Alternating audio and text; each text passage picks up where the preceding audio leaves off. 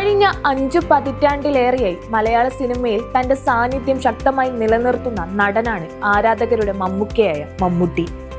ഈ ദീർഘകാല യാത്രയിൽ അദ്ദേഹം അവതരിപ്പിച്ച് അനശ്വരമാക്കിയ അനവധി കഥാപാത്രങ്ങൾ ഇന്നും കാലാതീതമായി നിലകൊള്ളുന്നു.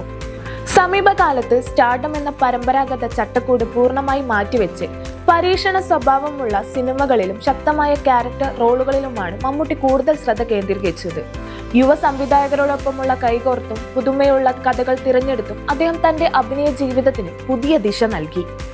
ഇതിന്റെ ഏറ്റവും പുതിയ ഉദാഹരണമാണ് കളങ്കാവൽ. ചിത്രത്തിൽ പ്രതിനായകനായി എത്തിയ മമ്മൂട്ടിയുടെ പ്രകടനം പ്രേക്ഷകരെയും നിരൂപകരെയും ഒരുപോലെ അതിശയിപ്പിച്ചു. കഥാപാത്രത്തിന്റെ മാനസിക ആഴവും ഭീഷണി മൂലകമായ സാന്നിധ്യവും അദ്ദേഹം അതീവ സൂക്ഷ്മമായി അവതരിപ്പിച്ചതോടെ ചിത്രം തിയേറ്ററുകളിൽ വലിയ ശ്രദ്ധ നേടുകയും ചെയ്തു.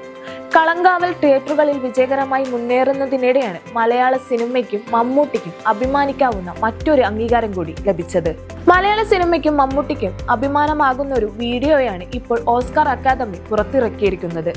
ഓസ്കാർ അക്കാദമി മ്യൂസിയത്തിൽ പ്രദർശിക്കപ്പെടുന്ന ഏക ഇന്ത്യൻ സിനിമയായി ബ്രഹ്മയുഗം തിരഞ്ഞെടുക്കപ്പെട്ടിരിക്കുകയാണ്. Where the forest meet the sea എന്ന ചലച്ചിത്ര വിഭാഗത്തിലാണ് ചിത്രം ഉൾപ്പെടുത്തിയിരിക്കുന്നത്.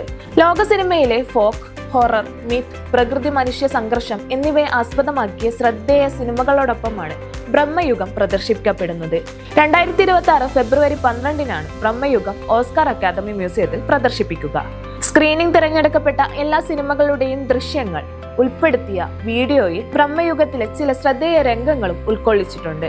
2024 ബ്ലാക്ക് ആൻഡ് വൈറ്റ് രൂപത്തിൽ തിയേറ്ററുകളിൽ എത്തിയ ബ്രഹ്മയുഗം ബ്ലാക്ക് ആൻഡ് വൈറ്റ് സിനിമകളിൽ ഏറ്റവും കൂടുതൽ കളക്ഷൻ നേടിയ ചിത്രമായി മാറി.